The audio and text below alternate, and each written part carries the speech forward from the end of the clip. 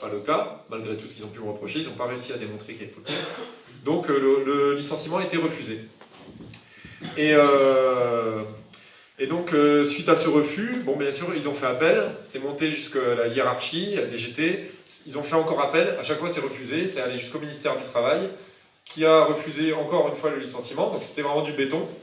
Et récemment, là, le tribunal administratif de Strasbourg, donc après avoir fait encore une fois appel, eux, à Strasbourg, ils ont estimé que quand même, la protection du salarié gréviste, c'était abusif, quoi. C'était pas normal qu'un salarié gréviste soit aussi protégé que ça. Il fallait, le droit, il faut l'écrire. Hein. Le droit, c'est une langue vivante, hein, disait le rapporteur au tribunal administratif de Strasbourg. Il était très zélé. Hein. Vraiment, c'est pas normal qu'on puisse être protégé comme ça, qu'on soit impuni quand on est gréviste. Donc, on va écrire le droit, on va faire quelque chose de novateur, on va faire quelque chose d'inédit, il faut me suivre. On va dire que le salarié gréviste, s'il n'est pas vraiment dans l'exercice de la grève, s'il n'est pas vraiment en train de manifester ou de faire quelque chose de la grève en rapport avec ses revendications, on peut le licencier quand même.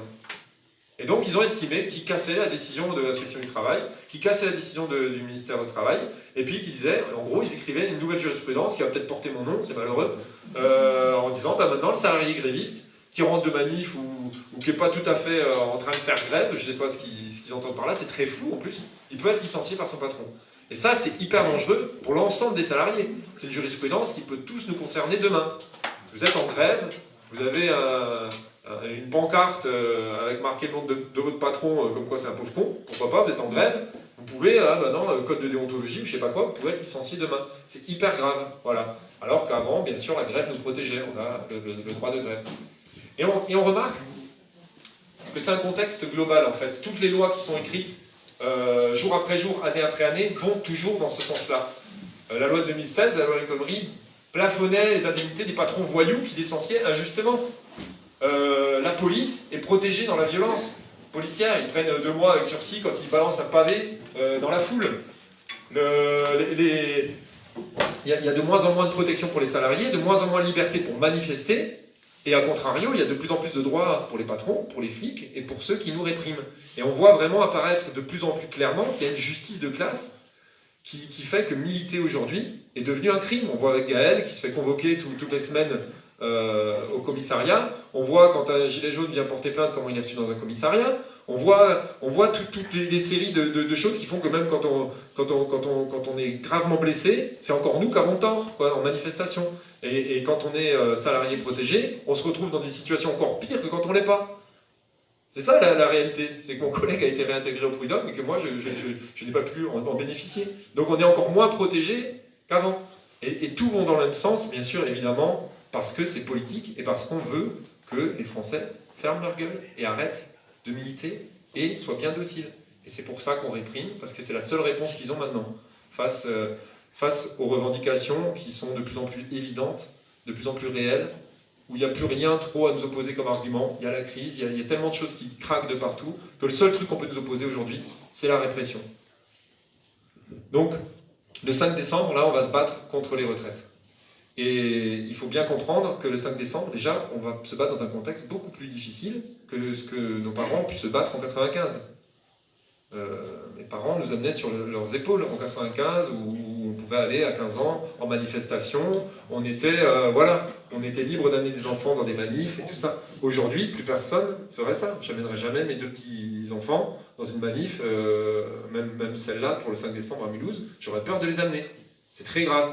Et à côté de ça, on a une répression qui est telle que dans les entreprises, il n'y a plus personne qui ose bouger une oreille. On n'ira plus sur les voies, on n'ira plus. Il y a un huissier, il y avait en 2018, pendant la bataille du rail, il y avait des huissiers sur tous les piquets. Tous les piquets de grève qu'on faisait à Mulhouse, ils nous amenaient un huissier. Tous les jours, payer 500 € de l'heure, ou je sais pas combien, pour surveiller ce qu'on faisait, pour nous dégommer. C'est plus que ça, peut-être, voilà. C'est-à-dire qu'on est clairement là, dans un autre cadre, et c'est pas une image fixe, c'est une trajectoire. Dans 10 ans, ce sera encore plus difficile. Il faut bien comprendre ça pour se dire aujourd'hui, on a un droit, c'est le droit de grève. Il est attaqué de partout. Pour nous, à la SNCF, il est de plus en plus difficile de faire grève. On doit poser une déclaration d'intention individuelle 48 heures à l'avance. On doit avoir des préavis de 20 jours. Il faut, une fois que tu as repris le travail, tu ne peux plus exactement te remettre en grève. C'est très compliqué. organiser un piquet de grève dans ces conditions, c'est très compliqué. Donc il y a beaucoup de choses qui nous empêchent aujourd'hui d'exercer notre droit de grève, mais ça reste un droit constitutionnel qui nous appartient et qui est capable de faire beaucoup de mal encore aujourd'hui si on est massivement en grève. Et c'est pour ça que le 5 décembre et la suite du 5 décembre, le 6, le 7, le 8, c'est hyper important pour la lutte.